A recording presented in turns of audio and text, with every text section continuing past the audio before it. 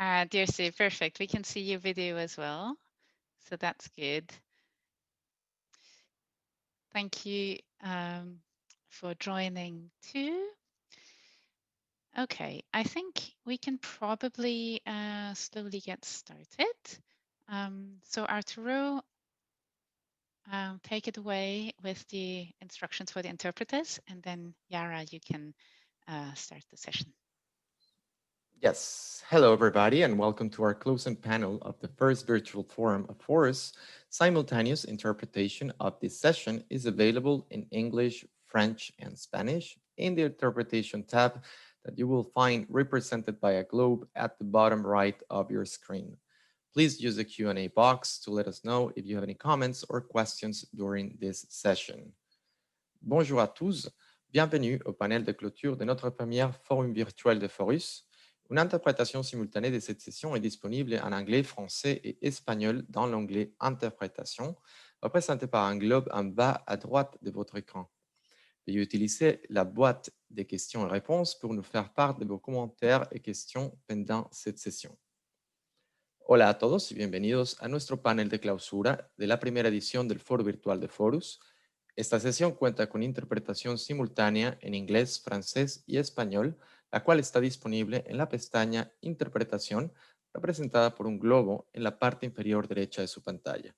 Por favor, utilice esta función de preguntas y utilice también la función de preguntas y respuestas para poder hacernos llegar cualquier comentario o preguntas que tenga durante la sesión. Thank you very much. Over to you, Yara or Sarah.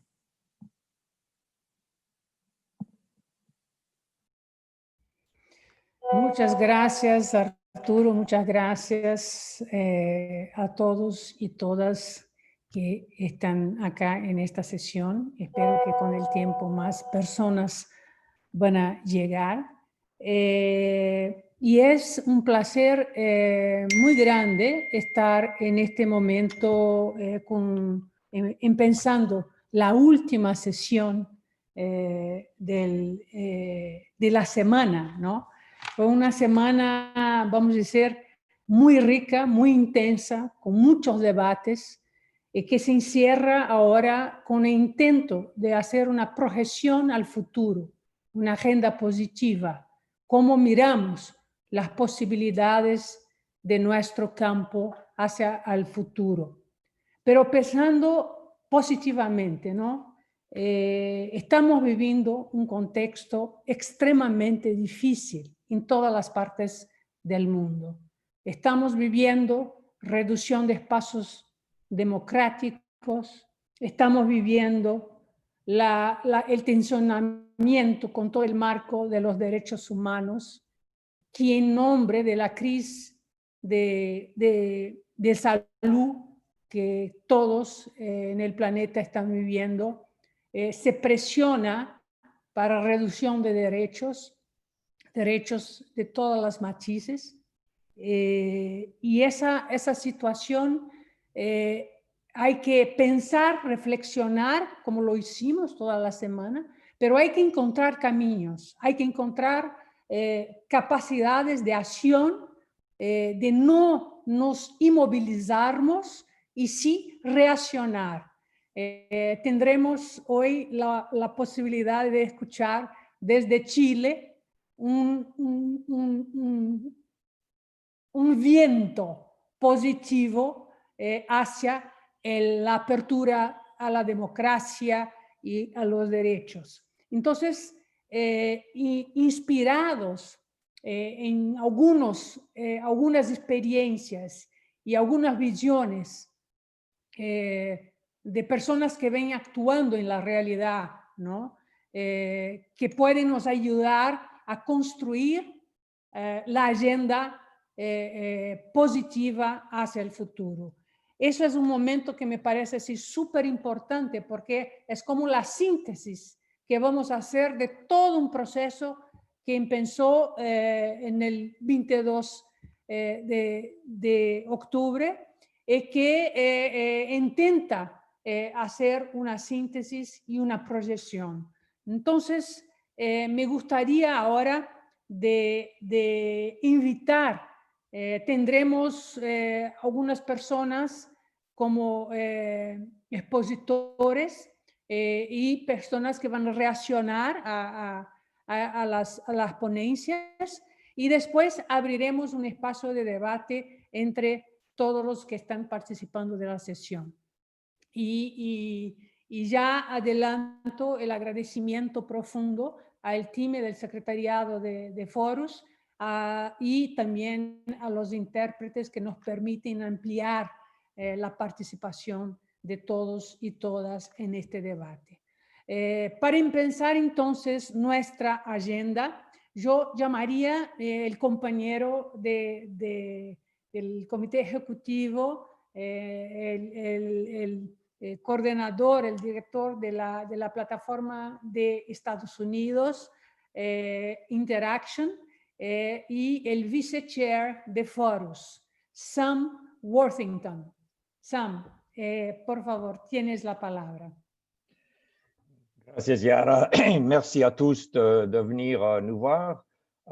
Welcome, and thank you for this opportunity to share some reflections as we close this important Forus Forum on the effective agenda for civil society.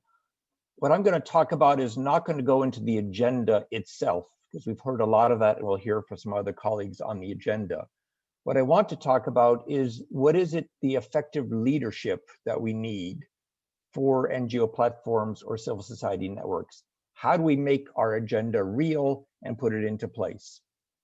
As members of Forus and NGO platforms, we bring together thousands of organizations representing the broad diversity of global organized civil society. You know, some of our members have been around for a century, but most are relatively new. They were created out of a cry for justice and a cry for dignity as we try to improve the world. But we've learned that no individual, that no group of organizations, that no individual organization can shape governments, can shape the agenda that we want to shape in today's global challenges. We must and we have to work through networks. We have to work with each other. We live in these incredibly turbulent times. We're approaching a defining election here in the United States with the risks of violence and the risks of a whole range of things that we thought would not be possible. And how we lead through these times will depend on our networks. So I want to work through what are our strengths as our networks and how do we strengthen them, and how do we lead during these times. And I want to share some thoughts on the nature of leading NGO platforms. And I think the place to start and the place to always remember is that our strength comes from our unity and our values, our ability to work together, our ability to lead together. And it's these common sense of values based in human rights that are our power. And we can't forget that our power is rooted in these rights. And that to lead networks, you need a center. In this case, for Forus, we need a secretariat. We need a secretariat or center for each of us play these roles that is principled, that is neutral in the sense of all our members, and is adept at coalition politics. We are moving coalitions forward, and so we need the skills of moving coalitions forward.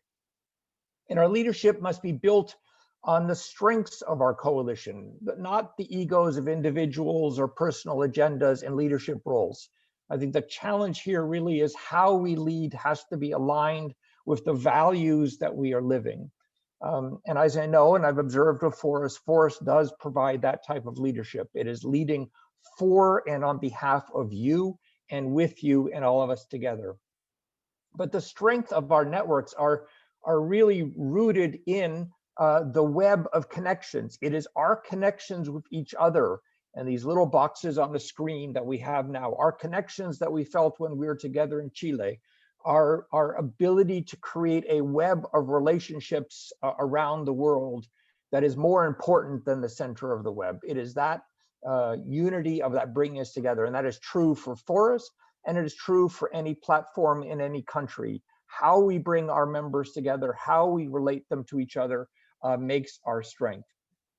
And it's our efforts that ultimately to build on an inclusive strength, that to co-create common goals in an inclusive way that brings in others, that doesn't exclude, that creates an agenda so that it's a common agenda, as we have done over the last couple days. But ultimately, once you have an agenda and you have a network together, it really does come down to the courage to imagine and to create. And that courage, we've talked about that courage, the courage to speak truth to power, and it also, that courage, that here's the irony, it's the truth, and it's speaking truth to power and speaking loudly that truth to power, but it's also the humility to work with anyone to move our agenda forward. That we aren't the center of something, that we are part of moving something forward, that we're accompanying along the way as we try to shift powers in the world. And to do this, we need to think both big and small. The big is the dare to have a big positive vision of change in the world and to celebrate changes at the local level. But the small is the change within our own networks and our own organizations, to take what seems, excuse me, what seems impossible to change and figure out, where do you begin? How do you create the coalition? How do you begin the process of knitting something together? And then taking that first small step of acting, and then that larger step, and ultimately developing the leadership so that others are joining with you, or others are leading with you. And so I think this need to sort of fearlessly embrace our leadership around a radical collaboration. And this implies getting out of our bubbles. It means going beyond those with whom we are just comfortable with, to trigger a broader collective power. And if we are just talking to ourselves, if we're just talking to the same people, we're not persuading anyone. We are creating a bubble within which we're talking. So we need to engage in other spaces, in the media and social enterprises and universities and think tanks, and figure out, where do you engage the private sector? How do you engage government? Where do we need to hold together?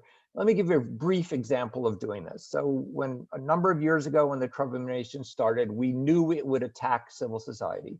And we knew it would attack some of our members. And the members we were most worried about were our Muslim-based members. And so we created a space to come together to go, if you attack one of us, you're attacking all of us, and we will defend you. So an attack eventually came. It was through Congress going after Islamic Relief.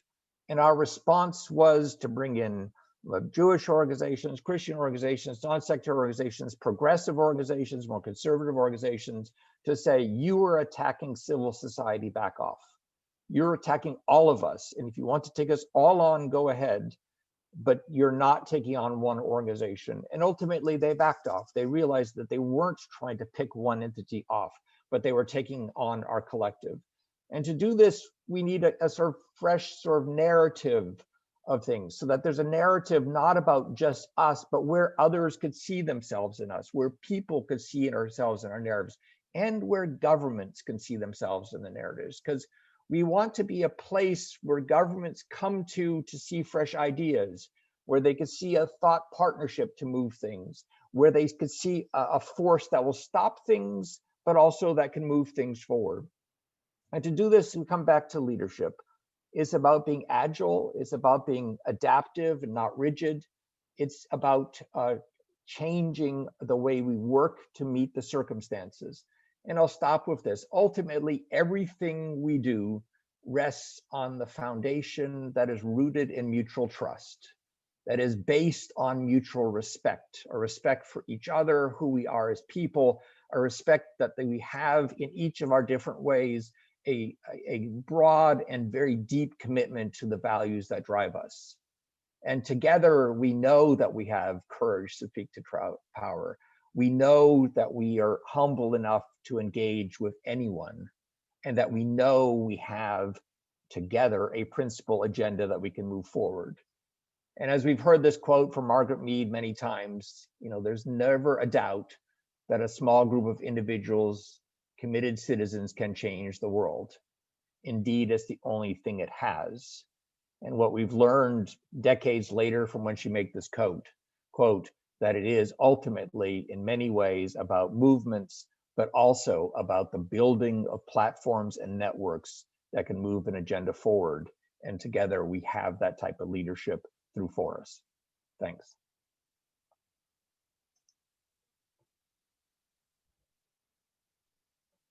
Muchas gracias, Sam, por la charla de apertura así tan inspiradora, tan fuerte. Sí, sí.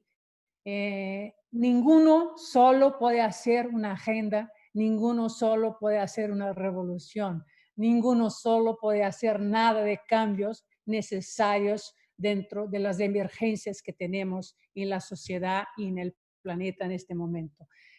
Tenemos que salir de las burbujas, como dice, y enfrentarnos con las situaciones, la concretud de las situaciones políticas, económicas, y establecer nuevas narrativas, nuevas fuentes de solidaridad y etcétera. Muchas gracias por su charla de apertura, Sam.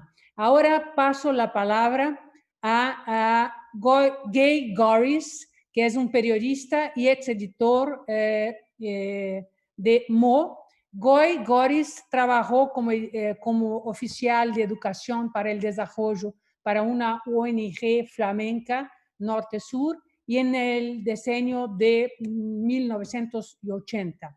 Luego pasó a participar activamente en el periodismo mundial desde 1990 hasta septiembre de este año. Primero, como jefe de redacción de Worldwide, y luego de 2003 a principio de este año como jefe de redacción de Mo, que es un proyecto de los medios de comunicación sobre las tendencias mundiales y las realidades locales en todo el mundo, y que se centra en los procesos de globalización y sus contrafuerzas, la migración y la diversidad, el clima y el desarrollo sostenible, la desigualdad y los derechos humanos, y los conflictos y la polarización.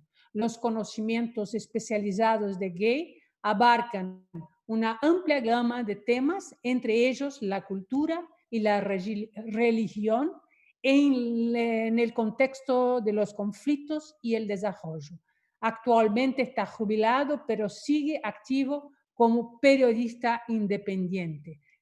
Gay Goris, es un placer y la palabra es tuya.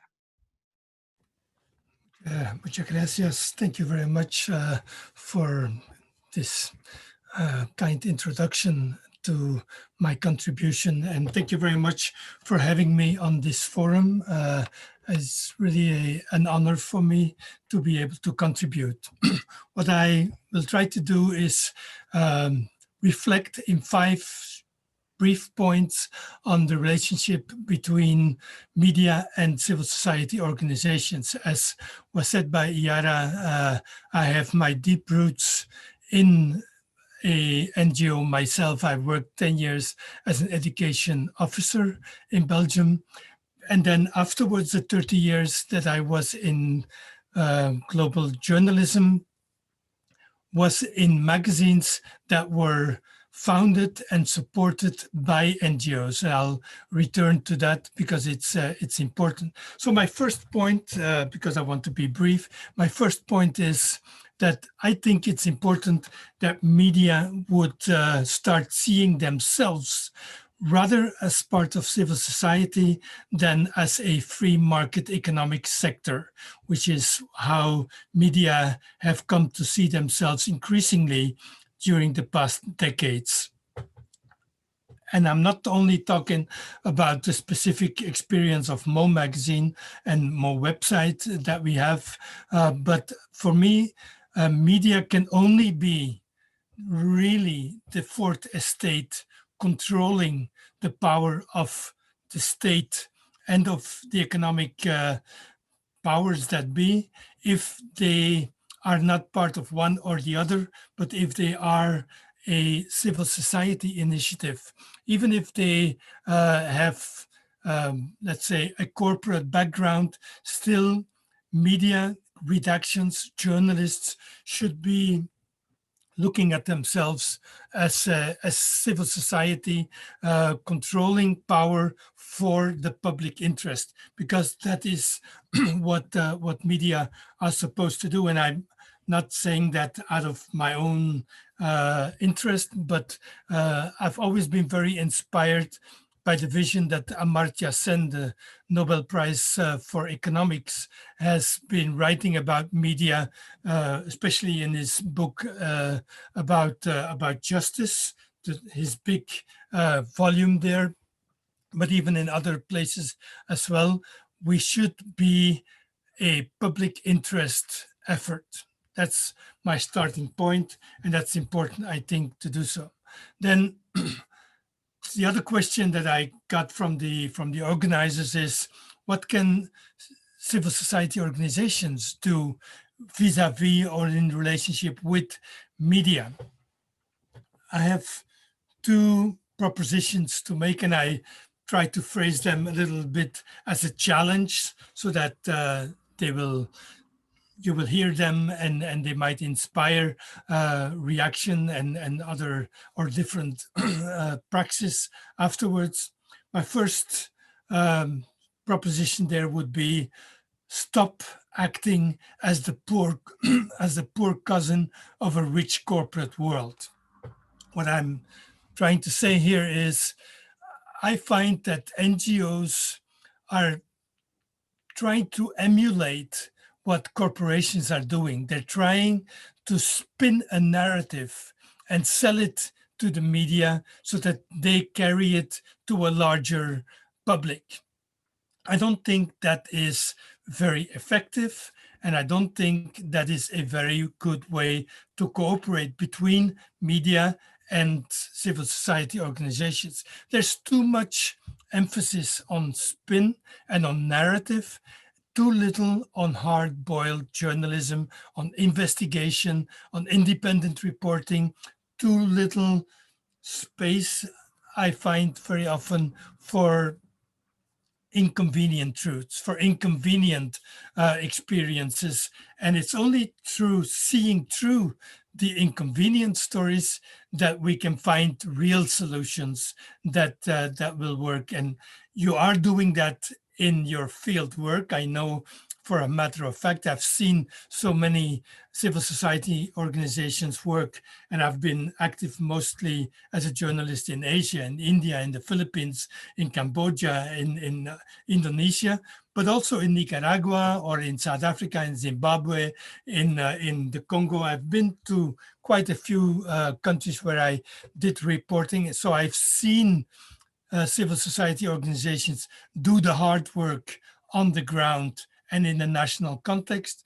Too often when you approach media, it's to transport a cooked narrative instead of giving access to that hard work and letting media do their own work. I'll return to that. My second proposition is, and that's a very important one, I'd like to stress that, stop being a spectator, be an investor. CSOs, to my experience, are looking at media as kind of an unreachable world outside. And they have a lot of comments and especially a lot of complaints about what media are doing, but they stay outside, which I find difficult to understand very often. Of course, you can only become part of media if you are an investor. If you say, okay, we'll put some of our resources in truly independent reporting. That can be by creating access and helping journalists for independent media, be they commercial media or others, by giving them access to your work, helping them.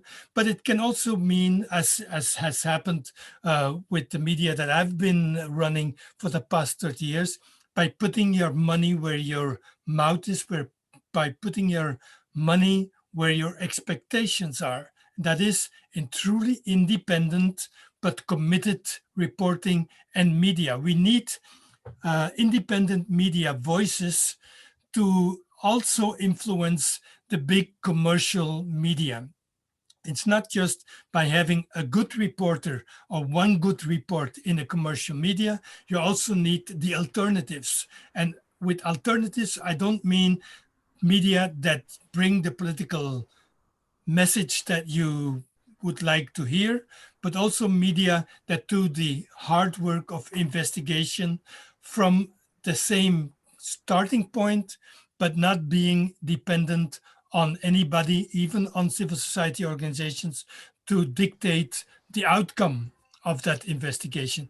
We have at this moment in a small place like Flanders in Belgium, we have more than 20 organizations, some of them big NGOs, some small, an independent ethical banking company, some other organizations that come together and that fund an independent media. I think that is really very important to create the bridges that we're looking for. 3, even though we cooperate and we work together and we find ourselves overlapping, there are serious differences in what our missions dictate. And that creates differences, I guess, in the choices that we make regarding communication. To put it in a very black and white, one-to-one comparison, I would say CSOs, as I see it, are focused on tangible results, on change, on impact on the ground for people. That translates in the way they select the facts, the stories, the experience that they want to put forward, and that they select that to underline their proposals and their solutions. Media, on the other hand, have a mission to understand the world, to help the readers, the viewers, their public to understand the world. That means, and I'm very adamant on that, not just by talking about the conflicts and the dysfunctional parts, but also about human dignity and cooperation. If we want to understand the world, we should approach it from both sides. But that mission to understand the world translates in narratives that develop from the facts, not facts that serve the narrative. And I'm putting it in a black and white way in order to illustrate that we're not necessarily always on the same page, though I think that the overlap is much bigger than we often see, and the bridges are much more there, and probably not enough in our minds to use them as we should. Should media then give more space and put more stress on hope and on solutions? Maybe, though I would say that media are not churches. They're not built to make people believe. They're a critical institution that tries to unravel, that tries to unmask what is behind the narratives of the power. It's especially power that should be criticized, but it goes for every narrative that we encounter, that we try to deconstruct and to give to create the cracks, to let the light in, to understand what is really happening. For me, as a citizen, but also as a media practitioner, I would view hope not as an alternative to power or a refuge against despair. I would see hope as arising from active engagement, from daily humanity, from struggle, and from political empowerment. That kind of hope can find its way into our reporting, not to disguise the evil, in a sense, that is there in our daily world, but to show that evil is not the only reality, that there is a lot of struggle happening, and that is exactly the locus, the place where hope is being born. And then to close off, let me give you, or us, rather the big challenge for the coming years for both media and civil society organizations. And I think that big challenge is today the impact of social media and their almighty algorithms. So the question for me is, how can each of us, civil society organizations, but also media, how can we use these social media as infrastructure to get our stories, our insights, our challenges out? And at the same time, how can we come together to combat the disruptive monopolies of these US-based or China-based or wherever-based tech giants? It is something that we should look into much more in depth and find alternatives, way to use them, way to limit their almighty power, because they are creating a new reality. And we cannot just sit by and say, "Oh, sorry, we were working at the grassroots in Brazil, so we didn't have time. We were making a little media in Belgium, so we couldn't reach them." We need to come together, because if the tech monopolies create a global world to their image and profit, then we should come together to create a counter reality that gives space to the diversity that we know that that a real globalization demands a diversity of views, of futures, of visions and experiences that that we need to talk about, that we need to give visibility, that we need to bring together. Thank you very much.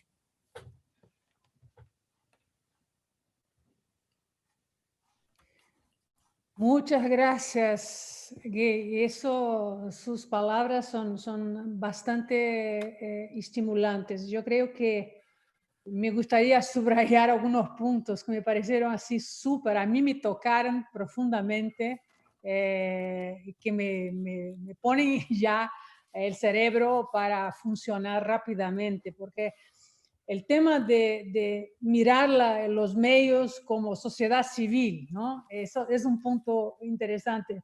Dejar de actuar como primo pobre, eso me tocó mucho. Parar de ser espectador y ser inversionista, ¿no?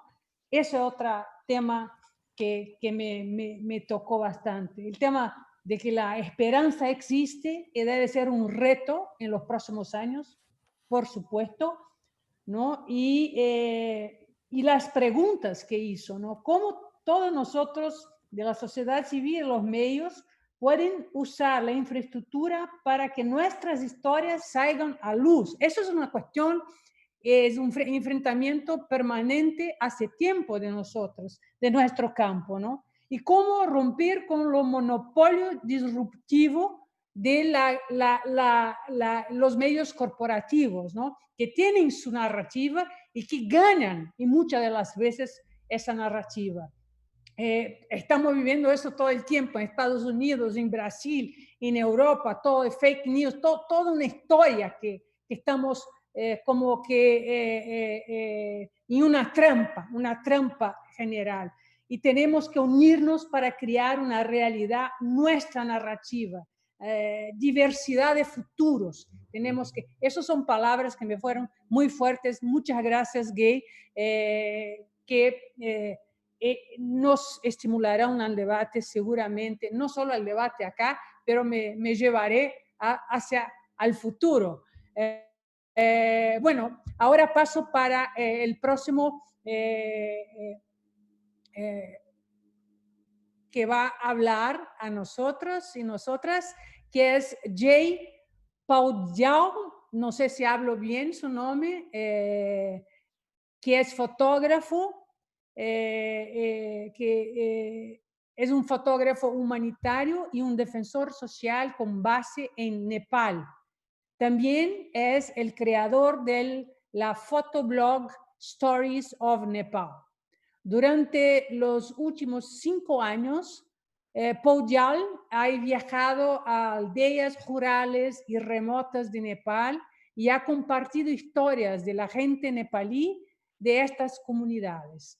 Sus historias son historias humanas de lucha, esperanzas, aspiraciones, observación social y recuerdos.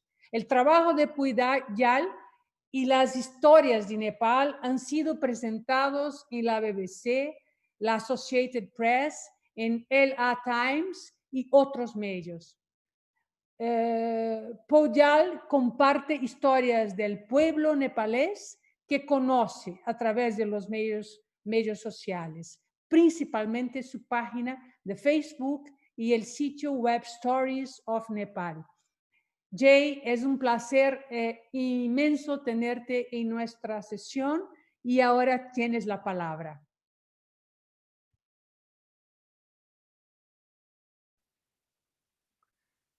Hello, everyone.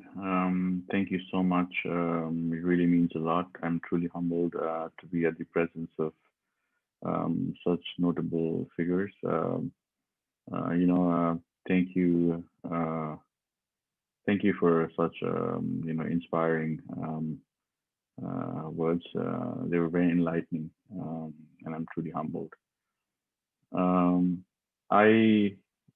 the last 7 years, all I've done is travel in Nepal and share stories of the everyday Nepali people. And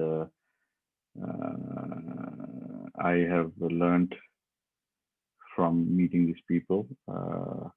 I've learned about stories of communities.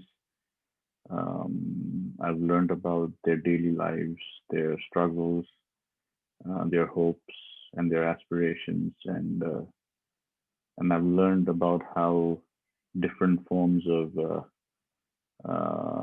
structural oppression has impeded their growth and have put their lives and the lives of many other families at risk.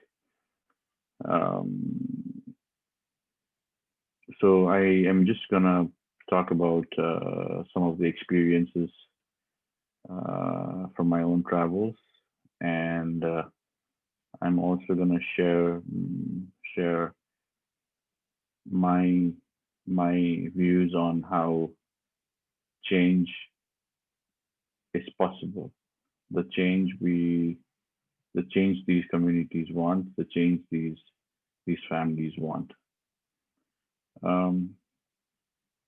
First of all, I feel like those who take the the throne or the pedestal of changing the world should let people who need the change do it. I feel like we should give back the mic to these communities. Every time there's a journalist or a media who is going there to write a story, needs to really invest not only time, but a lot of empathy into listening to individuals and not just doing a generalized narrative on a particular community. Because I feel like taking a granular approach for each community is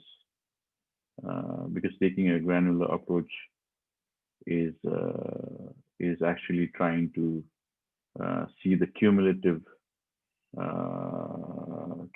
story of the people from that community. I've tried to share stories from remote and rural areas because I feel like so many places like urban centers have the people who live there have enough of media reach. They have their resources, they have their contacts, they have their networks. But the people who live in isolation because of the lack of infrastructure, the tools that urban centers can easily use, like the internet or the mobile phone, I have tried to focus on those communities. First of all, I think it's a bit because I'm a bit selfish in a way that I love visiting these places, and it gives me immense peace and of knowing more, or trying to break from the bubble of how I was raised. Uh, so I kind of understand when I go to a village, I go there already with the privilege, because at birth, the location, my caste, my gender has given me an already added advantage over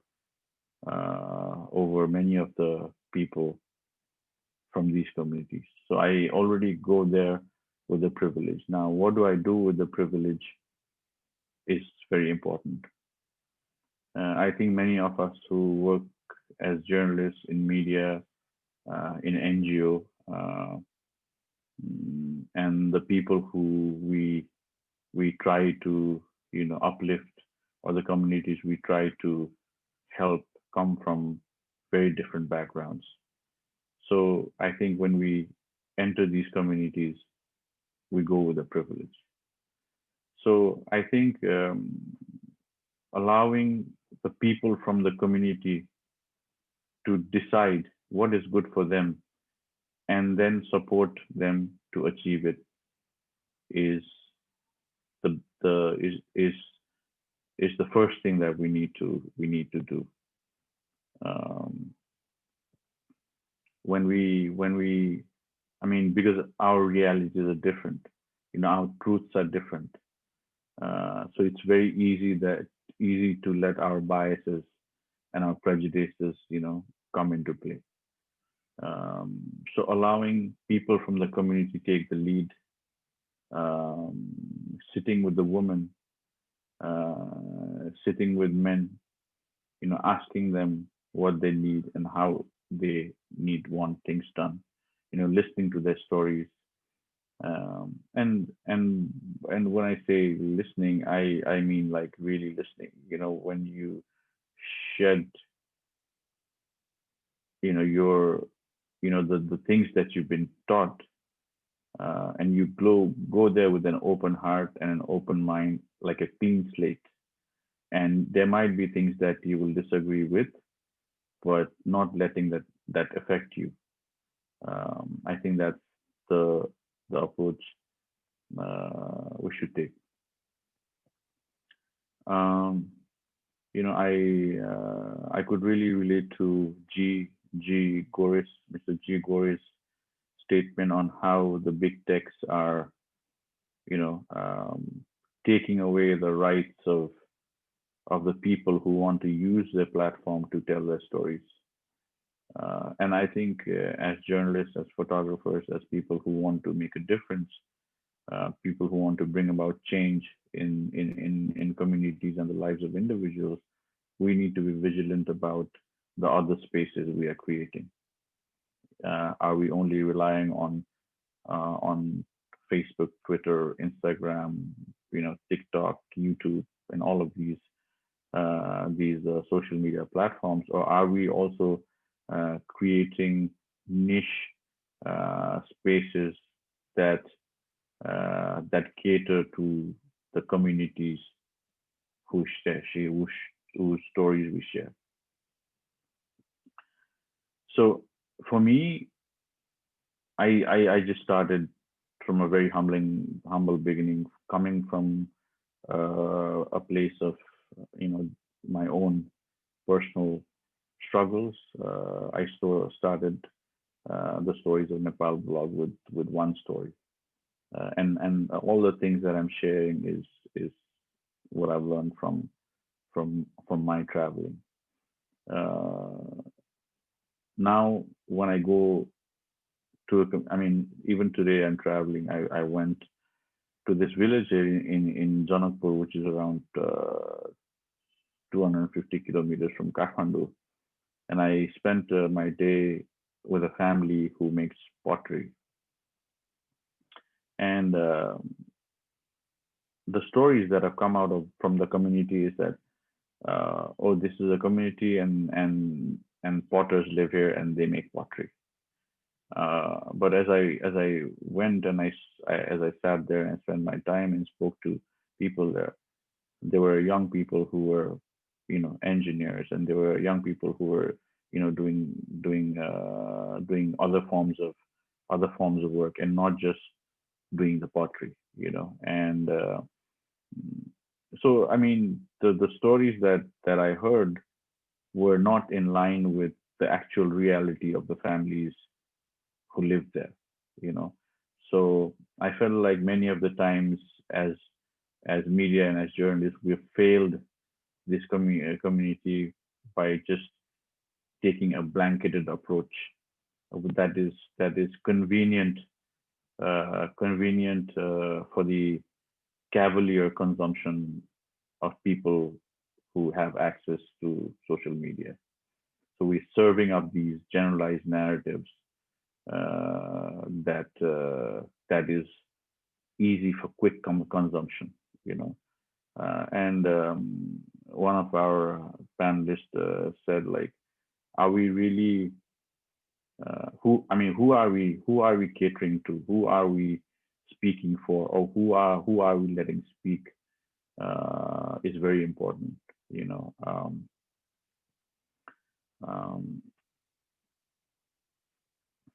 so I think I just feel like we also need to not only need to tell stories, but we also need to make ways for people to be able to tell their stories. We should allow them. We should create these spaces where if someone wants to tell his or her story, she can or he can do it. You know, and I think in our own ways we need to inspire people to have courage to tell their stories. Um, and I think that can only come from eliminating the kind of stigma that we practiced in the society.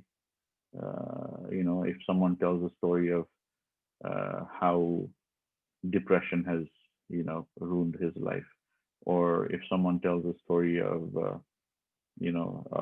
like certain personal struggle, there's so much of stigma, and even in this corona time when in Nepal there have been discrimination amongst people who were infected, who were positive. Um, so people are scared to tell their stories. People people have to live in constant fear of repercussions just for telling their stories. You know, just for telling their stories, lives are lost. Just for telling their stories, people have been imprisoned. Just by sticking to truth, they have had their freedom taken away. So I think we should all join hands as media, as humans, as journalists, as photographers, as civil society, to ensure that we still have the liberty to tell our stories. Um, for me, I think stories can change the world. Um, I think in, I mean, few of the communities that I've been to recently, and I've shared stories, we were able to do this fundraiser where we were able to, I mean, even before the government could send out relief, because there was a lot of desperation after the lockdown. Daily wage workers had lost their work. The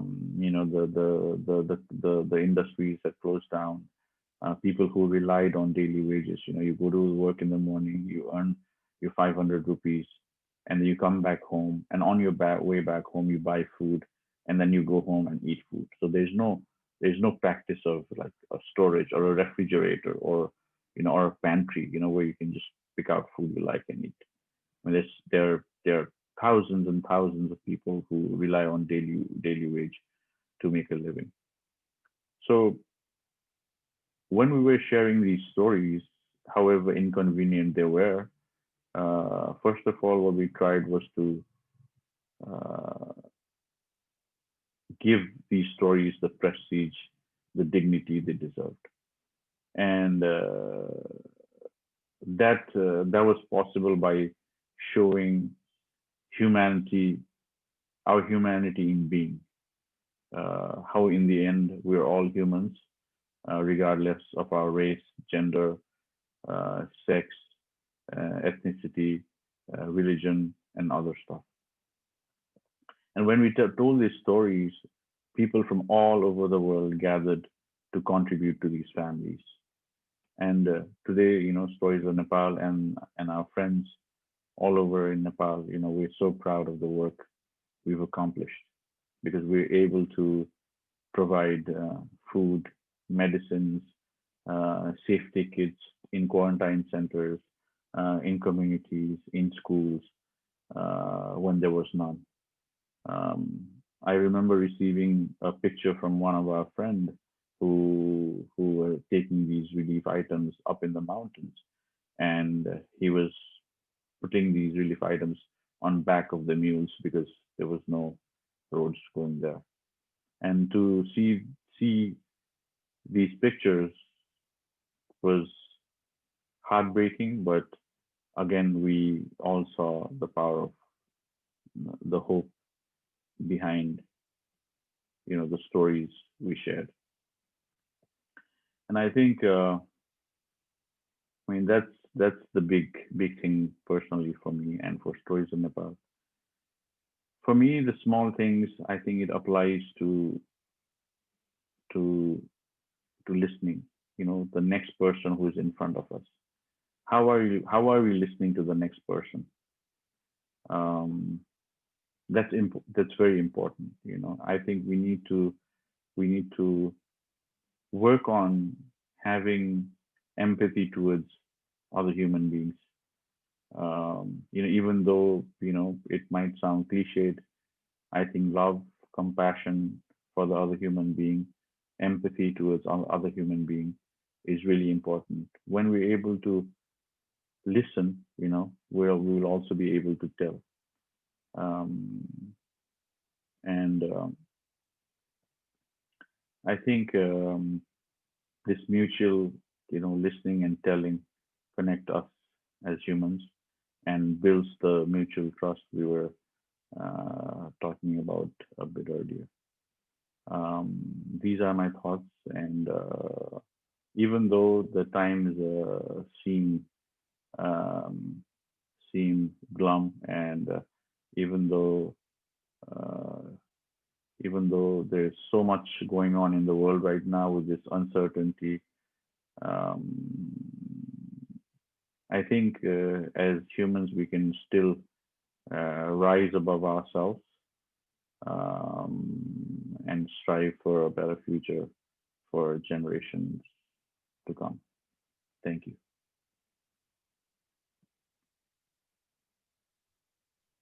Muchas gracias, Jai. Sus palabras son no solo políticas, pero a mí me tocó emocionalmente, ¿no? Me tocó, quizá porque yo como una persona que tengo un gran amor por la fotografía y por la forma que la fotografía puede nos traer historias, y por medio de las historias el mundo se presentar en su diversidad con honestidad. Y eso que hablaste de que corazón y mentes abiertas, las historias, poner luz con justicia y verdad, ¿no? Para que estas personas aparezcan con dignidad humana, porque debemos eso a estas personas, a estas comunidades, ¿no? Yo traslado eso a la realidad brasileña cuando hablo de los pueblos indígenas, de los pueblos de la floresta, de las comunidades que viven aisladas en regiones que uno siquiera sabe, siquiera reconoce la existencia, son como apagadas, ¿no?, de la existencia por un mundo hegemónico, capitalista, egoísta, individualista, que se mueve de una manera muy disruptiva, ¿no? Y eso me parece muy importante lo que haces, y muy importante porque nos involucra otra vez con la sensibilidad, con la empatía, que Gay habló también, ¿no? Con la necesidad de escuchar, de nos encontrarnos en el mismo plan humano y de la dignidad humana. Muchas gracias por su experiencia y por compartirla con nosotras y nosotros en esta sesión de Forus. Hasta ahora estoy muy emocionada con todas las ponencias porque están de una riqueza de experiencia personal y al mismo tiempo con una visión política, ¿no?, con una energía a la acción, ¿no?, de no nos quedarnos pasivos, o eso que habló Gay antes, ¿no?, que nosotros de alguna manera nos ponemos afuera y no comprometidos en la lucha, ¿no?, en términos de los medios o de las herramientas de la lucha que necesitamos, estar más comprometidos y con estas comunidades que muchas de las veces hacen parte de los números de la desigualdad y no son reconocidos con la dignidad humana que tienen derecho. Muchas gracias. Yo ahora pasaría la palabra para el comentario, perdón, la experiencia, vamos a decir, muy positiva, que pasó ahora poquísimos, vamos a decir, 2 días, 3 días, desde domingo, en América Latina, con la decisión del pueblo chileno de acabar con la constitución hecha por la dictadura de Pinochet.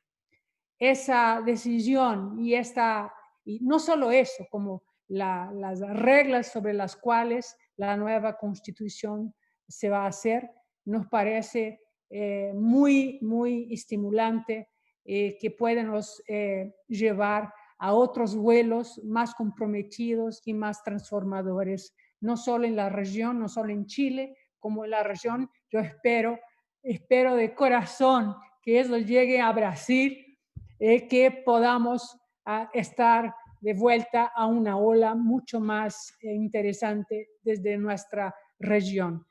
Tiene la palabra Jimena Salinas, que es la presidenta de CODEF y también vicepresidente de la plataforma chilena de ONGs Acción. Jimena, tienes la palabra. Hola, muchas gracias. Bueno, feliz de estar en esta instancia y la verdad también un tanto emocionada de que pudiera directamente ser testigo de estas palabras de mis predecesores. Debo aclarar que yo también soy periodista de formación, así que sintonizo plenamente con lo que han descrito en términos de la importancia de lo que significa el generar una nueva narrativa del quehacer del ser humano en sus realidades locales y también en su pertenencia global. Como bien decías, yo soy presidenta de una ONG ambiental, es la más antigua de Chile, se llama Comité Nacional Pro Defensa de la Fauna y Flora, CODEF, y además somos integrantes de esta red de asociaciones, es una asociación en realidad de organizaciones de la sociedad civil de distinta índole, siendo CODEF parte justamente del ámbito ambiental, y en un rango también de presidencia, o de vicepresidencia, perdón, en el cual nos llena también de orgullo todo este proceso de más de 27 años, en el cual hemos sido testigos de cómo la sociedad civil ha hecho sus grandes esfuerzos complementarios en generar un cambio fundamental y trascendental en nuestro país. Hemos estado insistiendo por distintas luchas y lo que nos ha sucedido ahora es realmente una gran noticia, es un gran momento histórico. Estamos realmente felices de poder realmente dar el espacio y la plataforma para poder desarrollar unos nuevos caminos de organización, unos nuevos caminos de participación, de salir completamente de todo lo que significó el amarre de la Constitución instalada en una dictadura y que durante 40 años ha firmado a fuego, por decirlo de una manera, en la forma que nos hemos relacionado tanto a nivel social como también en lo que significa nuestro sistema económico de relacionamiento con nuestros recursos naturales o bienes comunes. La verdad es que esto ha sido la sensación o la emoción que se respira a nivel nacional es sumamente positiva, a pesar de todo el temor y a pesar de que también existía mucha influencia, y aquí me tomo justamente de lo que significan los medios sociales, los medios de comunicación, en cómo realmente se establece la relación de lo que puede estar pasando o lo que va a pasar con un cambio tan trascendental como el que vivimos y lo que se tiene que llegar a construir. Ahora en adelante estamos súper orgullosos de poder decir que vamos a estar trabajando en un proceso constituyente que es paritario, que va a tener cupos también por primera vez de pueblos indígenas y que va a generar todo un proceso de participación de la ciudadanía. Eso ha sido algo que no lo habíamos, lo teníamos en el sueño, y ese sueño se ha concretado. Y ahora el desafío, lo que viene es generarnos justamente las herramientas, lo que realmente nos permita establecer este desafío histórico con una nueva constitución, desde una perspectiva de relacionar y de integrar todos los grandes temas de los cuales sentimos que se han generado también injusticias sociales y también ambientales, en donde podamos también sentirnos parte de todo lo que se va a construir a futuro y lo que vamos a también dejar como legado.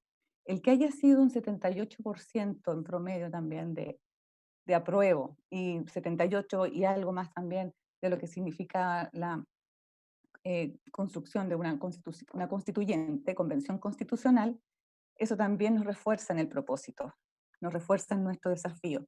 Como plataforma acción, que somos parte también de otras redes, también estamos siendo parte de una iniciativa que se llama Nuevo Pacto Social y que vino trabajando por meses en establecer un trabajo de comunicación y de información a la ciudadanía, porque hay que reconocer que existía mucha incertidumbre, mucho temor en lo que realmente significaba todo esto. Por una parte, los que estamos dentro del medio y de las organizaciones que estuvimos justamente trabajando para que se concretara este plebiscito, lo principal acá tiene que ver con cómo también se generaron estas comunicaciones a la población, a la ciudadanía. Somos un país sumamente largo en términos de nuestra geografía, nuestros asentamientos y cómo nos organizamos también en términos de nuestras tendencias. Y esto también quedó un tanto reflejada por ejemplo, en las comunas más pudientes de nuestra región metropolitana, por ejemplo, de Gran Santiago, en que por lo menos 3 o 4 comunas, que son las que están evidentemente teniendo el mayor ingreso per cápita, son las más pudientes, fueron las que justamente votaron por el rechazo. Y el resto del país fueron las que estuvieron votando por un apruebo. Y esta convención constituyente. Lo que pasa ahí es que generalmente lo que se pensó que iba a estar incluso más, se tenía un temor de que quizás llegase a ser más igualitario el tema, pero no, fue avasallador, quise decir. Es algo que realmente consideramos que es una gran señal, considerando que es la segunda votación mucho más importante en cuanto a votación, o sea, participantes en la votación, considerando que estamos en un contexto de pandemia, vimos un proceso plebiscitario ejemplar, no hubo una mayor problemas o conflictos relevantes que interpusieran el proceso. Y lo principal también es que, aparte de ser un proceso en pandemia, en Chile tenemos el voto voluntario. Y habíamos tenido históricamente una merma en términos de nuestra base o las personas que estaban habilitadas para votar. Y en este caso sería un ejemplo también de votación. Yo misma quedé muy asombrada en el lugar donde yo voté, la cantidad de personas, las filas extensas que habían. obviamente se dio toda esta conversación de lo que fue todo el proceso de asegurar que fuesen unas votaciones seguras, y eso yo creo, y se vio que en el proceso se logró. Pasó a segundo plano, la gente se portó muy cívicamente eh, educada en el sentido de que no hubo mayor problema en el desarrollo de sus votaciones. Y esto a nosotros nos deja como acción en un escenario en el cual vamos a tener que trabajar dentro de los próximos 2 años, sobre todo ahora, ya luego, en lo que es la conformación de las personas que nos van a estar representando en esta nueva escritura de esta nueva constitución. Desde nuestras bases relacionadas con temas ambientales, sociales, el cuestionamiento en nuestro país es permanente en cuanto a la incongruencia y en la inconsecuencia en términos de nuestro desarrollo económico en relación a la sensación de injusticia. Definitivamente, si bien es un país que ha tenido un crecimiento exponencial y ha podido en parte también dar cierta respuesta ante la pandemia en términos de apoyo económicos, subsidios que para variar siempre están ahí ofreciéndose. Lo que nosotros vemos también que el desafío es en cómo generamos una mayor información a la gente, clara, precisa, que no se torne en confusión en lo que se viene, no nos perdamos del foco principal que es construir una nueva constitución. Nosotros desde el punto de vista de las ONG ambientales estamos avalando, estamos abogando principalmente por la visión de una ecoconstitución.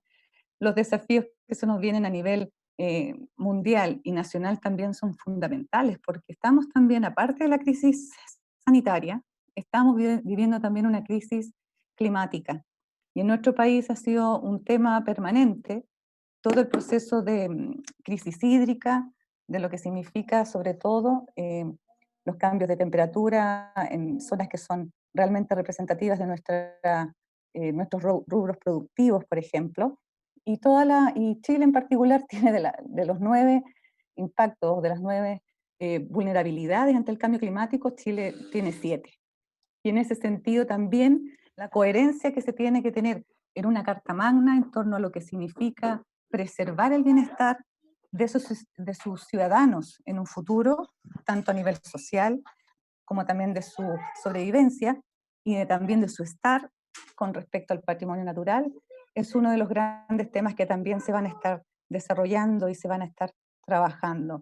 Es un gran desafío, estamos súper contentos con todo este momento. Desde Acción tenemos como toda el ímpetu de ser fuertes en este proceso, de generar un mayor rol de presencia de la sociedad civil, porque sabemos que es fundamental, el Estado no puede solo, y en esa lógica siempre hemos estado dando justamente la visión, la fiscalización y el empuje para que puedan realmente generar un apoyo en las nuevas decisiones políticas, en la construcción de leyes y sobre todo en lo que es el volver a creer. Porque en el fondo lo que está pasando, también aparte de la crisis hídrica o la crisis climática, la crisis pandémica, es también una crisis de las instituciones, la crisis de credibilidad. Y en esa lógica, si bien los movimientos sociales, o si bien la misma experiencia que hemos tenido desde el año pasado con la explosión social que se vivió en octubre, lo principal acá es que se ve que la gente ya no quiere más de un mismo sistema, quiere ver, presenciar y crear una nueva realidad más equitativa, más justa, evitar que realmente tengamos esta exposición a los juegos y a las manipulaciones de un mercado o de políticas que realmente son más desde una visión, por ejemplo, económica extractivista y que genera desigualdades de por sí. No sé si conocen el concepto, pero en Chile existen diversas zonas que son incluso catalogadas como zonas de sacrificio, y principalmente zonas de sacrificio para las poblaciones que por años han vivido en medio de la contaminación o en medio de literalmente el que no las observen ni vean en el proceso o en la vida que están llevando al lado de una termoeléctrica, al lado de un basural, principalmente son las termoeléctricas, pero principal ahí en esa lógica, años y años, una población invisibilizada, que ha tenido problemas de salud, que ha tenido persecuciones de sus líderes ambientales, que ha tenido principalmente una dejadez en términos de la atención del Estado. Y eso es algo que a la larga queremos transformar, queremos seguir con un rol de denunciar, de ser el fiscalizador ciudadano de los acuerdos y de las políticas que se estén aplicando en el país. Y por eso mismo las redes y la sociedad civil se torna en esta etapa sobre todo en un gran actor, muy de la mano, como mencionaban anteriormente, de lo que significa el manejo de la información en las redes sociales y en los medios tradicionales de comunicación. En nuestro país existen muchos medios tradicionales, pero bajo conglomerados comunicacionales internacionales, pero también existen muchas redes de medios alternativos, como la Red de los Pueblos, la Red de Medios de los Pueblos y otros, que están justamente en ese rol de levantar la información desde los territorios, desde las denuncias territoriales. Y en ese llamado, en esa visibilizar todo lo que está pasando a nivel nacional, el rol del apoyo que como plataformas como estas pueden dar es fundamental. Apoyar esa visibilidad, apoyar el que no se sientan solos en sus causas, en que realmente nosotros podamos decir que estamos unidos, estamos todos unidos en una causa común, estamos unidos en el cómo podemos generar una lucha permanente con un sentido y un propósito claro para que realmente sintamos que en el país se está avanzando de manera equitativa, que no solamente es el 1% el que se está beneficiando de todos los recursos o bienes comunes de nuestro país. Hay que pensar mucho en el cómo reestructuramos esta nueva relación y sobre todo hay que llegar a grandes acuerdos con una predisposición mucho más amplia, mucho más incluso lo hemos hablado desde un punto de vista desde la humildad, solidaridad y también de la claridad con que nosotros podamos realmente establecer y poner ahí en la discusión lo que queremos que quede reflejado en esta nueva Carta Magna. Ha sido un proceso hermoso, es lo único que puedo en este momento decir. Espero que sea contagioso también para nuestros compañeros de la región, porque realmente esto habla de que la humanidad y que nuestros ciudadanos en realidad en general, a nivel regional, están considerando que los procesos transformacionales son mayores y que no solamente se reducen a lo que pasa en la realidad de un país, sino que estamos tan conectados a nivel global que también podemos conectarnos con estas grandes propósitos y grandes ideas y juntos caminar en una vida más sana, comprometida por la justicia ambiental y social. Así que muchas gracias por habernos dado este espacio, de haber podido compartir con ustedes. Espero también poder debatir un poco más de estas ideas, de contarles un poco más también de lo que se nos viene en este proceso. Y bueno, a disponibilidad de todos ustedes. Que estén muy bien, gracias. Muchas gracias, Jimena, muchas gracias. Es una historia así inspiradora, sin duda, a todos y todas. En la región, sin duda, los brasileños están como que pulando de alegría, y la alegría puede ser revolucionaria también, ¿no? Tenemos que nos involucrar de alegría y reconocer que a algún momento también somos capaces de lograr avances. Y esa idea de que volver a creer, ¿no? Que es tan fundamental, creer en lo que hacemos, y también saber cómo conectar los que están en los territorios siendo impactados por un modelo de desarrollo destructivo, disruptivo, ¿no? Hacia una otra diversa y otras posibilidades de existencia democrática, con base en los derechos y mucho más, ¿no? Que es todo lo que tenemos con mucha clareza, pero tenemos retos de avances, retos como dice de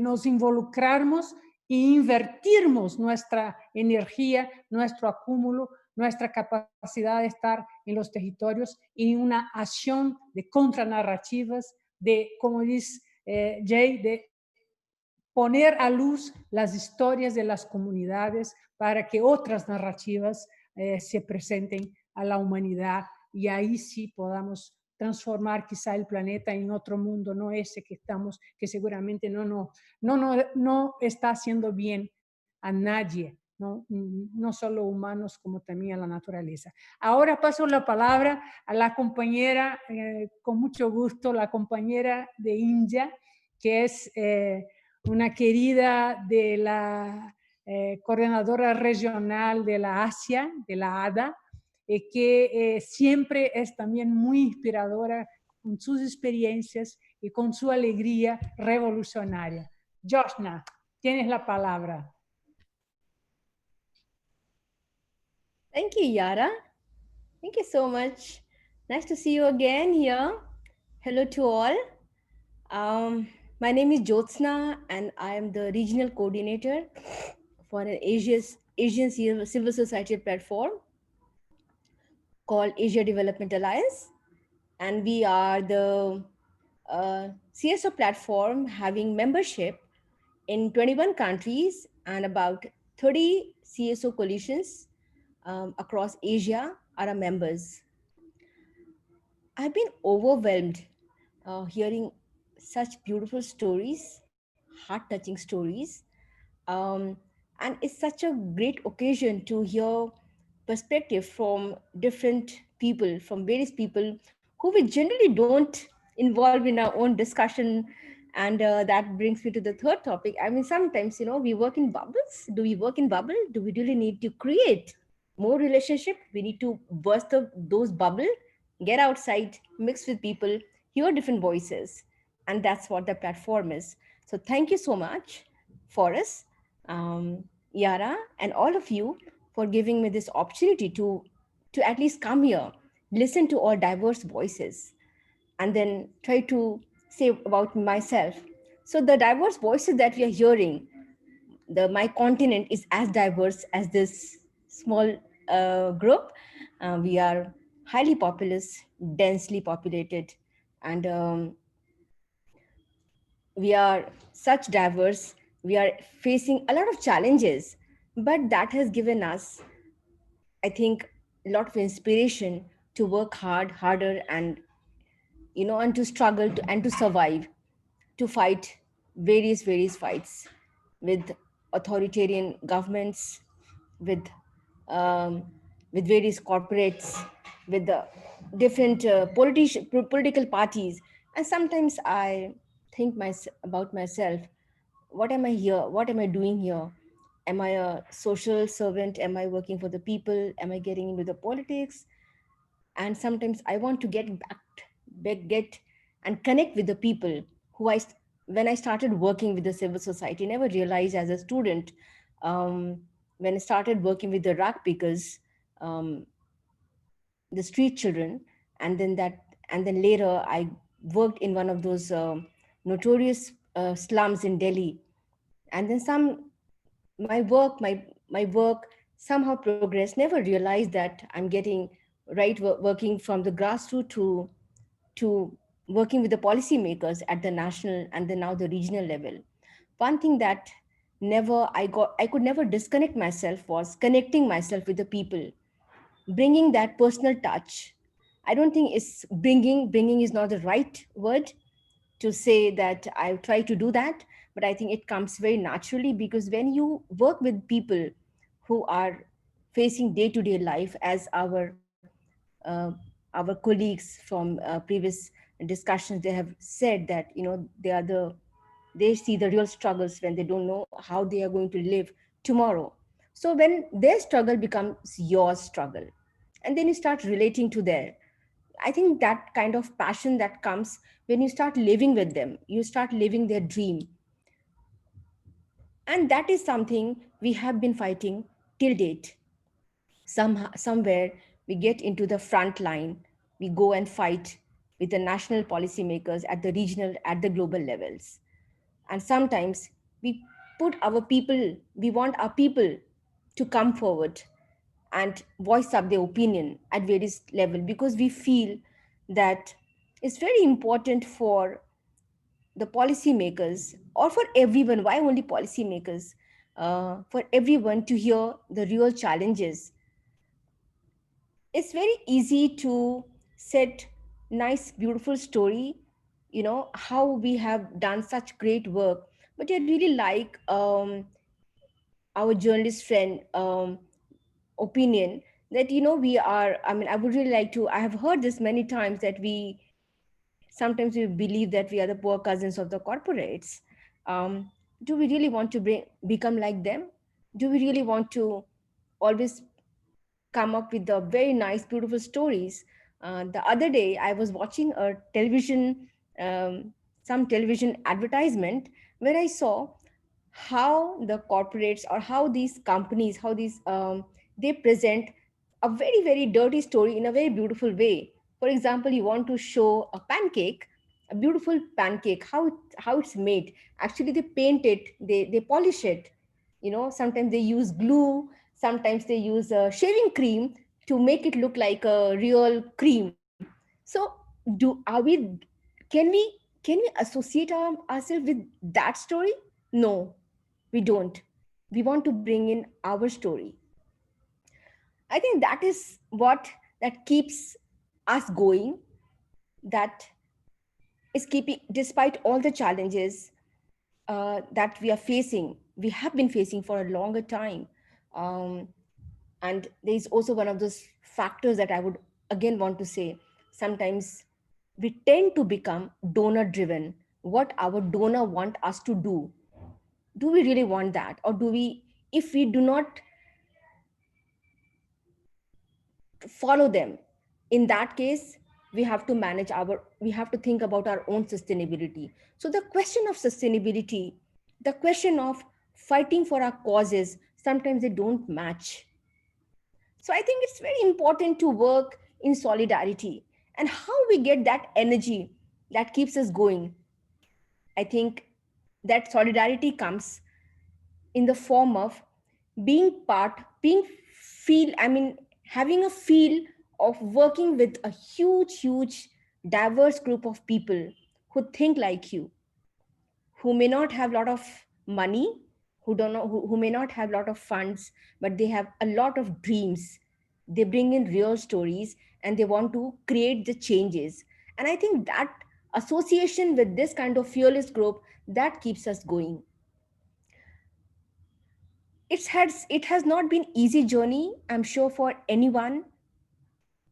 I'm just one of those. For us, for the people like us, to start our journey, which is still going on. We don't know where we'll land up someday, but to fight various challenges. One of those, the continent, the region that I belong to, is highly patriarchal, highly misogynist. And how do you fight that? I tried to raise this issue in many deliberations, that how many women leadership do we actually see in across the world? And when I was working in India, when I was working in South Asia, I thought that we are very patriarchal. But when we started getting global, we saw no, it's everywhere. Take Central Asia, Northeast Asia, Southeast Asia, or any part of the globe, South America. We see Africa. Most of the content we see, it's so much male driven, that the voices of not only women but the other gender also get suppressed. How do we bring in that voice? How do we make them all part of the decision making? And that is a fight within ourselves, with our own people, with the policymakers, with all the regional and the global institution. I think that is one of those places where we have to struggle to and be serious, and so that people can take us seriously.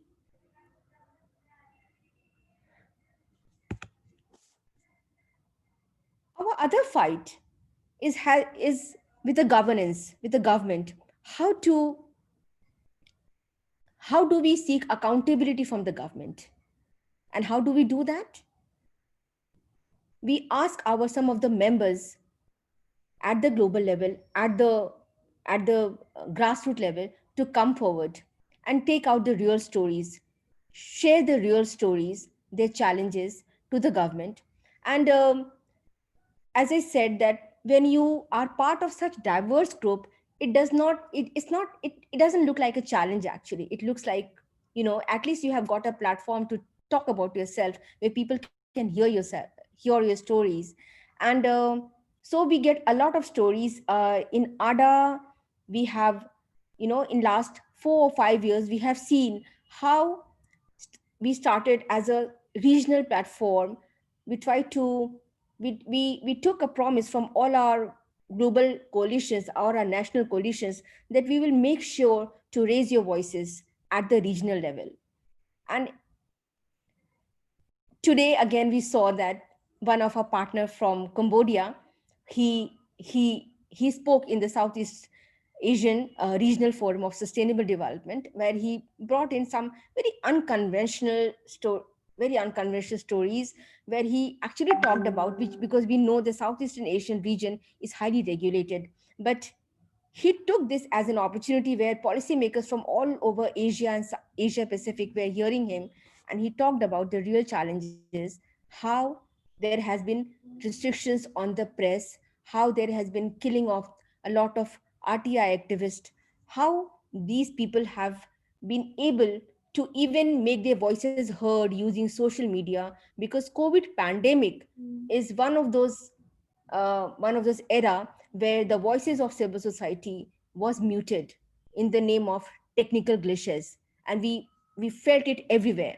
So, you know raising this kind of stories, raising this kind of voices at any sub-regional or regional platform matters a lot, where the policymakers, they actually go back, because on the other one hand, they are they are they are lauding themselves, and they are patting their own back, wow, what kind of work we are doing. But when we hear that kind of stories, when you hear a very different story from a civil society person, that this is not the real thing what what you are presenting, because we are talking about, you discuss about the data gap, but we have the data, we have got all the skills. And I really like this one of these lines of our previous colleague, where he said that we are not spectators, let's be investors. We are indeed investors. We have that skill, and we are using our own data model. And that's what we are also telling the government, to use our data.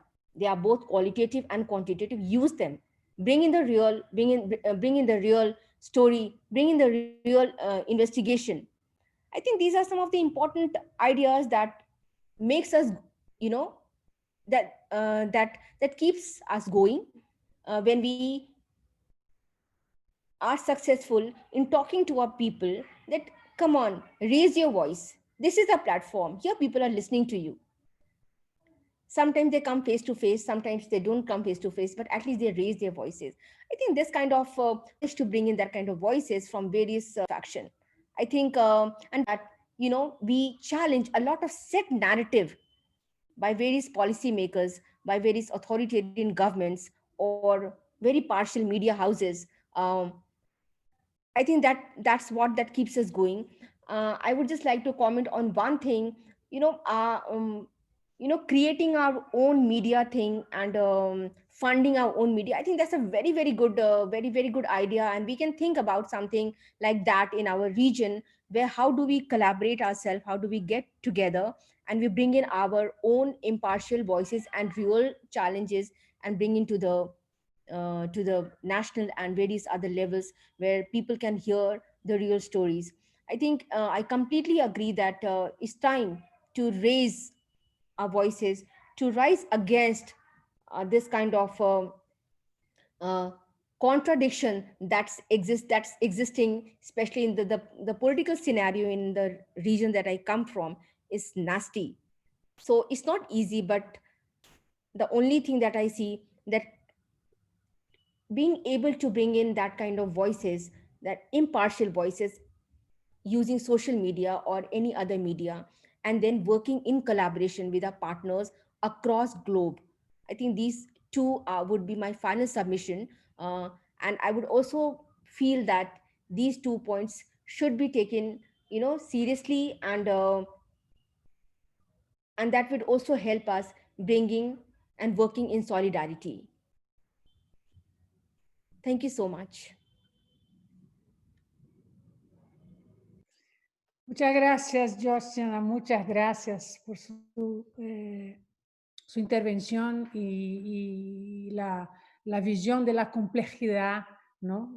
Que tenemos fuerza, que tenemos una historia, que tenemos un acúmulo, pero también la complejidad que significa actuar en nuestro campo y construir las puentes, las narrativas, la cohesión, la sinergia entre los diferentes miembros de una red como esa INASIA, en una región tan compleja y tan diversa como la región que ADA cubre, ¿no?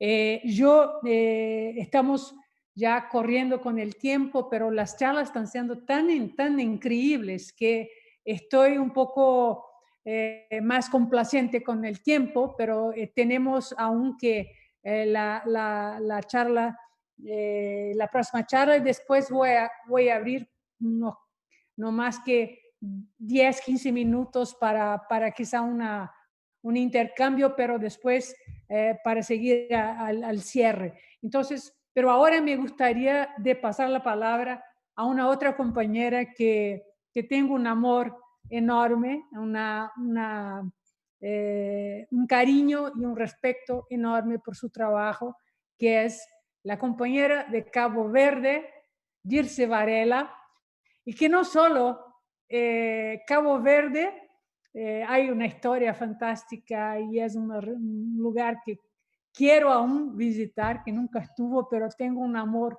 enorme que viene por Dirce Varela, por Cesárea Évora, por Mayra Andrade. Si ustedes no conocen, procúrenlas, porque son, además de Dirce que ustedes tendrán dentro de poco, las otras son cantantes, una que está ya en el viró estrella, pero tiene un capital musical fantástico, y Mayra Andrade, que también es una cantante genial de Cabo Verde. Pero Dirce, compañera, amiga, tiene la palabra.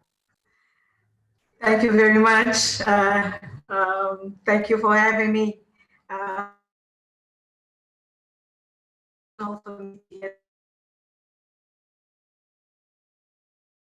The last one is how difficult to be the last one today after all these wonderful finalists that we had. I'm very honored to be here. Thank you, sir, for the invitation. And I'm really, really emotional today because we also need to be fed, we need to eat, we need to listen, we need to reinvent ourselves. And it's so, so important, the power of narratives. Cape Verde Islands, as Yara said, is a very small country that was independent only in 1975, a very, very young democracy, but had a very interesting story that all our battle for independence, we didn't have civil war. So it's about the power of the narrative. The civil war, like other or Angola or Mozambique, Cape Verde was a country that was the only battle we had was a battle of consciousness, was a battle allowed Cape Verdeans together to fight against the Portuguese colony. So Cape Verde, the power of people being together. That's why the Portuguese were so afraid of people together. They used to say that it's very dangerous when 1, 2, or 3 people are together.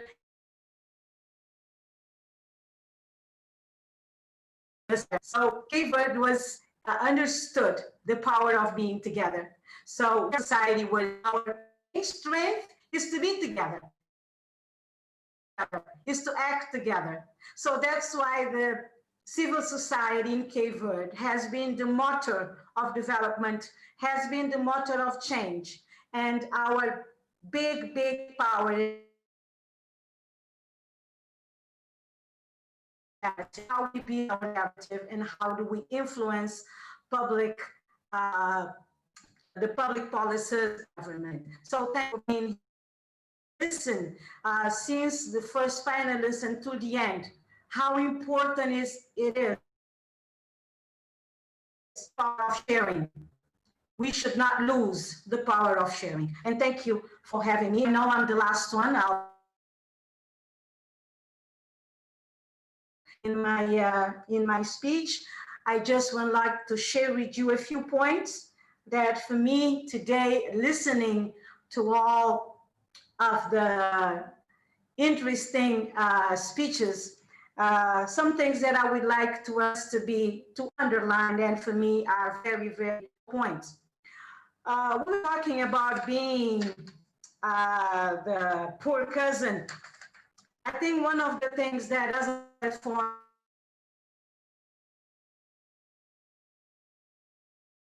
not only to fight not being the poor, but not being the victim of the system. One of the help us is because the victimization process is very, very strong. And because of this,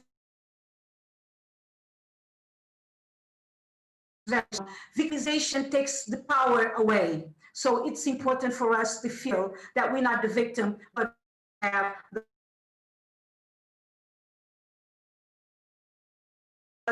Portuguese colonies, ex-Portuguese colonies, has every day.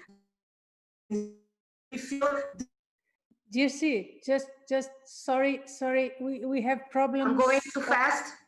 No, we have problems with your connection. Maybe if you just close the Okay, let me see. The video, yeah, maybe okay, it's better. It's better Thank now? you very much. Yeah.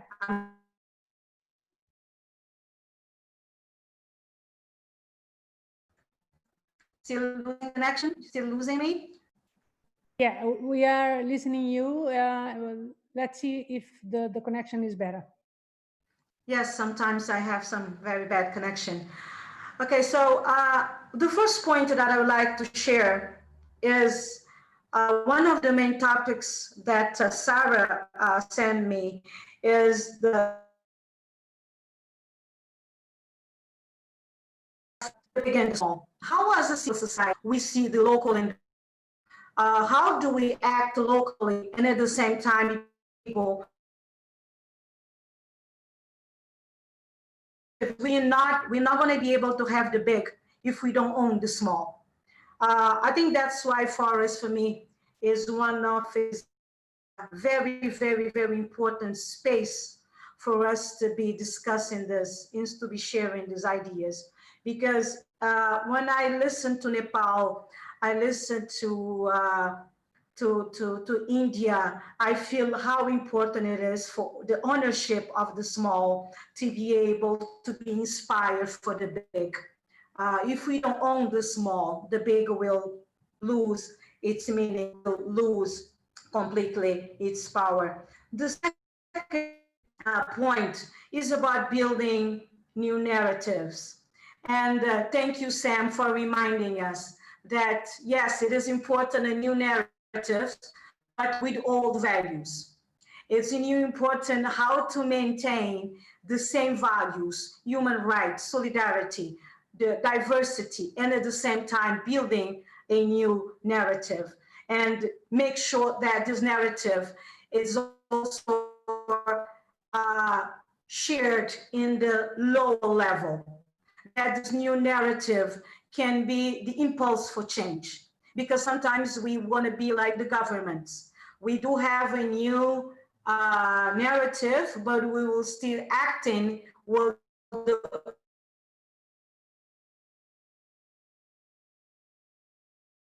way that government think and the government act. So it's important to have a new narrative based on the values that we stand for. Let's not forget the values that we stand for. And thank you for today, because all the panelists today made sure that we don't lose the course. We don't lose the main focus. And I think this is one of the most important things. Thank you for having also the only representative of African continent. We are with this is also facing very serious democracy problems. Let me talk specifically for the countries that speak Portuguese. We can see the experience in Brazil. We can see the experience in right now.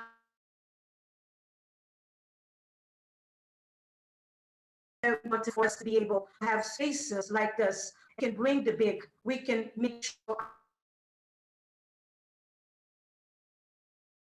connect with each other. It's the connection need to be together.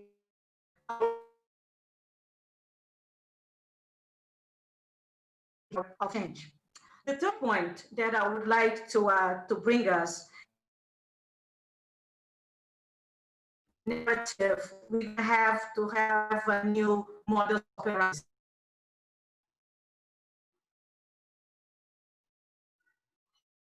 We got another agenda, and it is so urgent that the civil society be able to reinvent themselves from inside out. Africa right now is facing a crisis of credibility of civil society. If we want to make a change, if we want to have a common voice, we have to share the common values. And one of the values that for us, a civil society, is the value of credibility, is the value of passion, because what we do with passion, and we should not lose the passion of doing what we do. The fourth point that I would like to reinforce is this new agenda of civil society has also been together with we need to reinforce the capacities of civil society. Knowledge, we need knowledge. One of the things the platform of Cape Verde we cannot make change without information. We cannot make change without knowledge. How can we share knowledge? Are also capacitated for change. Right now, we need to change through information. Knowledge. The last point of today, Yara, I really know that I'm the last one. I promised that I will not go into. My list was very, very extensive. Has been already tangled with other candidates, so I'm not going to repeat myself.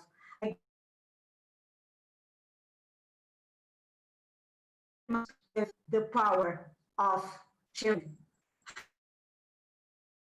Sure, we can be able to share. But when I'm talking about sharing, stories are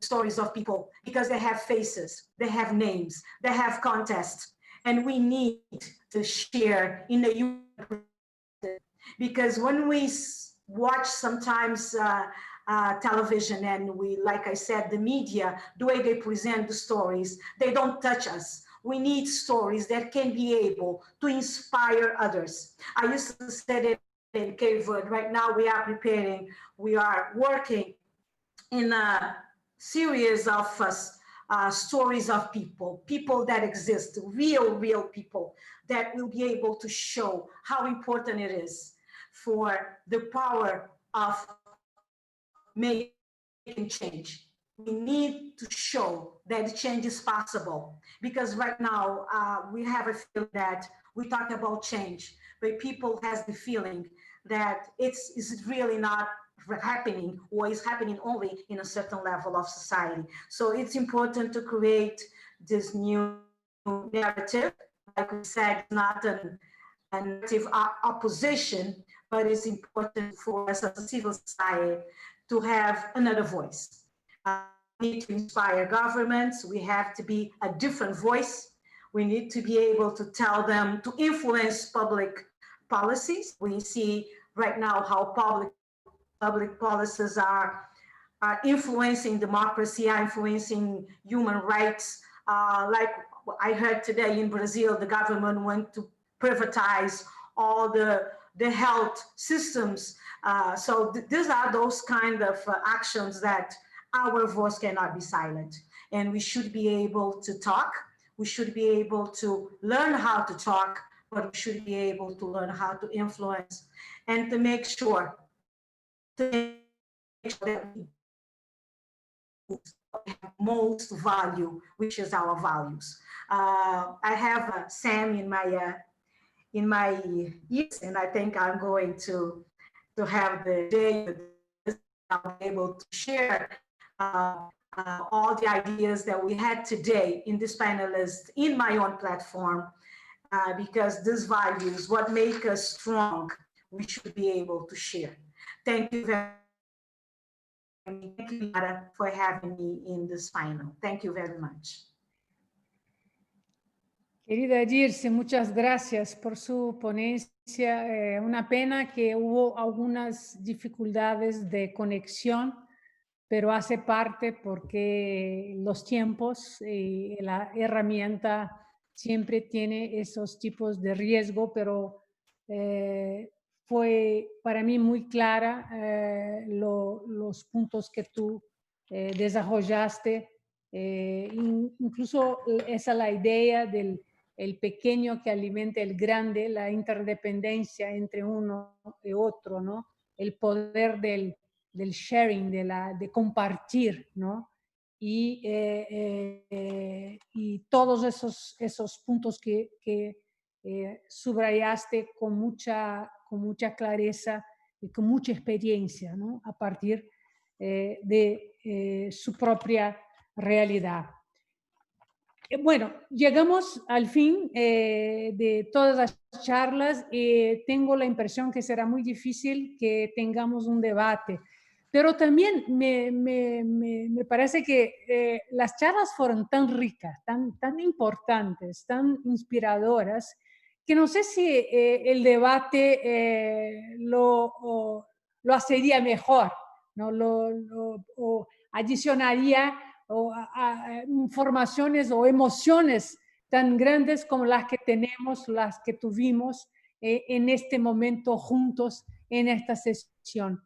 Todos, Sam, Gay, Jay, Jimena, Joshna y Girsi, nos trajeron realidades de diferentes partes del mundo con diferentes visiones, pero me parece muy claro que tenemos que crear sinergias, tenemos que crear narrativa, tenemos que construir unificación capaz de estrechar nuestras luchas, nuestras capacidades, invertir sobre la comunicación, sobre narrativas y historias que puedan, como dice Dirce, historias que toquen, que nos emocionen, que puedan tener el poder transformador de la conciencia pública, la conciencia política sobre las necesidades y la emergencia del mundo. Yo gustaría, antes de pasar a nuestra querida directora de Forus, Sara Strack, para el cierre y la conducción de los próximos pasos que tendremos, decir una pequeña parte de un poema de un escritor brasileño muy importante llamado Guimarães Rosa, que dice una cosa que me parece que es común a todos nosotros y nosotras en esta sesión. Espero que los intérpretes consigan pegar el sentido. Él dice a un momento de su poema, la vida esquenta, esfría, aprieta y después afloja, sosega y después nos inquieta. Lo que la vida quiere de nosotras es coraje. Entonces, con esto termino diciendo, necesitamos coraje, audacia, creer que podemos cambiar. Y Forus es un espacio que se pretende estar conectado con todas partes del mundo, creyendo que juntos podemos ir mucho más allá. Podemos, de hecho, transformar las realidades y reordenar, no sé si es la palabra, pero repensar este mundo y encontrar nuevos y diversos caminos. Muchas gracias para todos ustedes. Yo quiero agradecer a todos los ponentes, a todos la equipo y a todos los intérpretes que aquí estuvieron maravillosamente trabajando solidariamente con nosotros. Sara, tienes la palabra. Muchas gracias.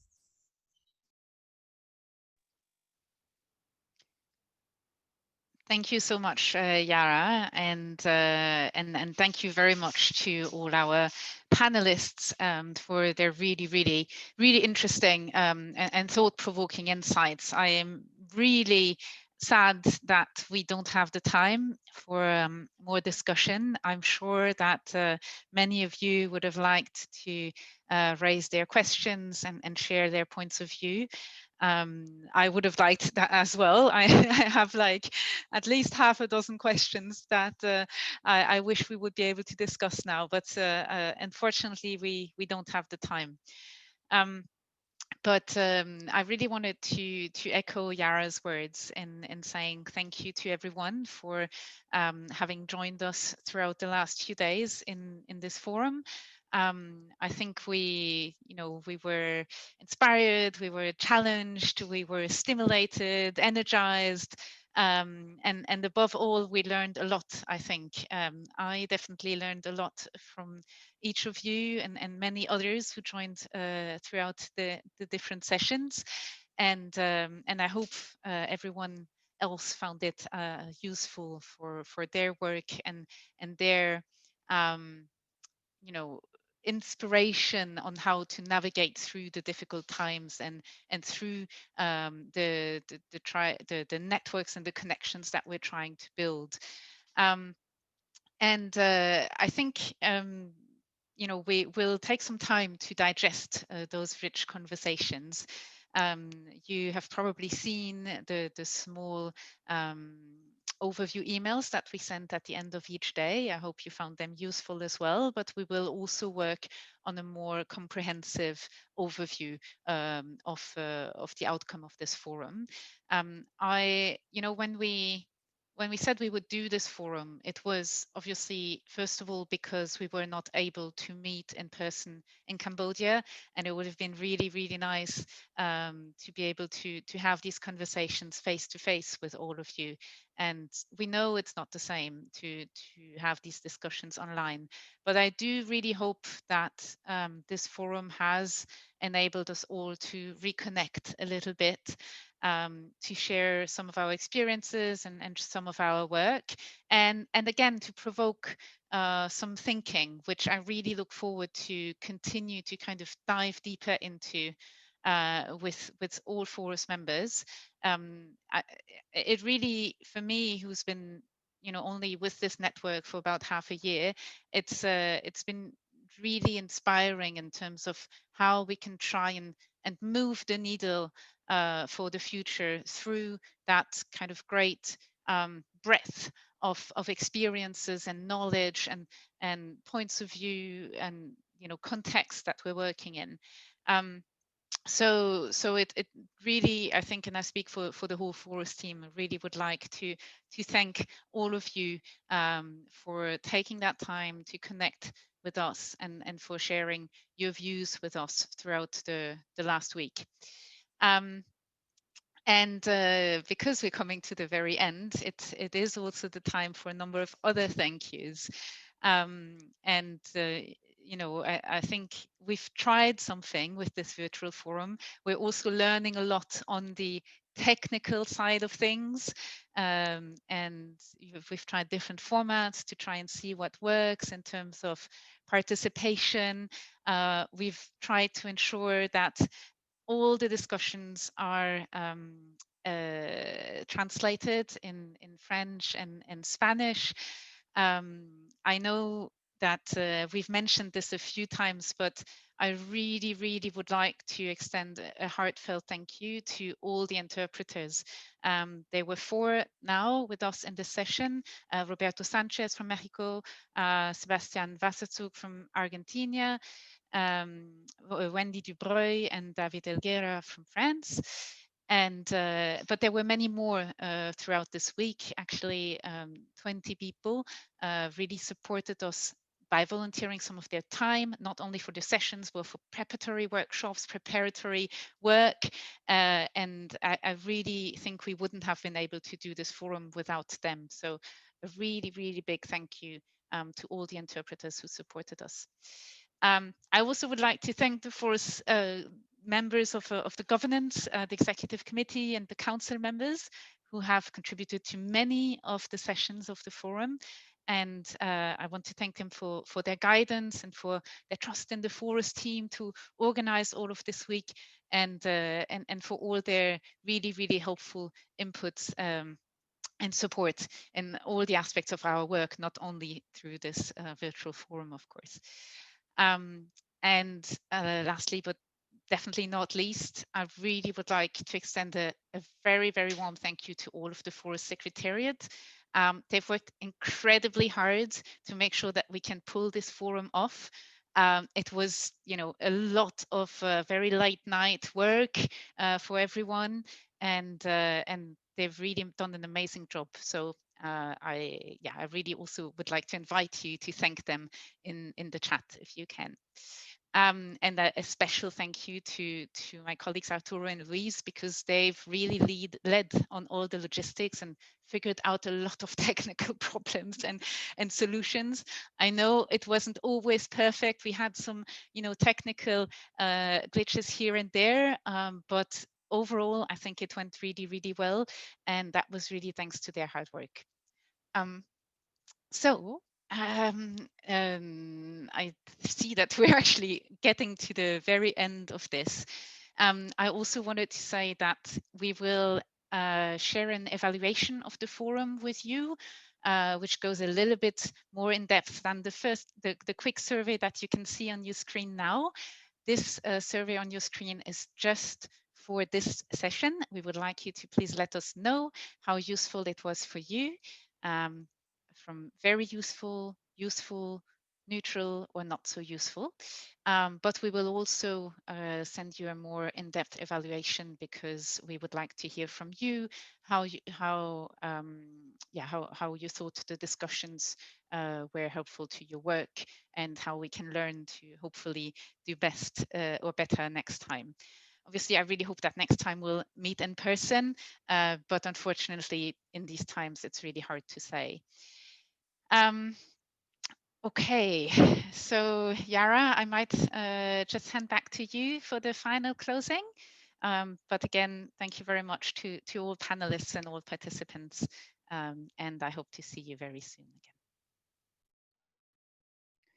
Muchas gracias, Sara. No tengo nada a añadir a esto, solo decir muchas gracias a ustedes por la participación, por la energía y por las grandes ideas y inspiradoras a todos nosotros y nosotras.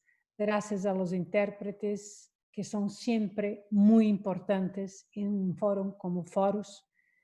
Y gracias al team, que yo tengo una admiración y respeto inmenso por los team que trabaja en Forus. Son personas muy comprometidas y siempre con una capacidad muy importante de hacer las cosas acontecer. Muchas gracias y espero que ustedes cuídense todos y donde estén, para que para que en un futuro breve tengamos la oportunidad de estarmos juntas y juntos otra vez. Muchas gracias. Muchas gracias. Hasta luego. Hasta luego. Gracias por todo. Thank you so much, Yara. Thank you, everyone. Bye-bye. Thank you all. Bye-bye. Thank you, everyone. Bye-bye.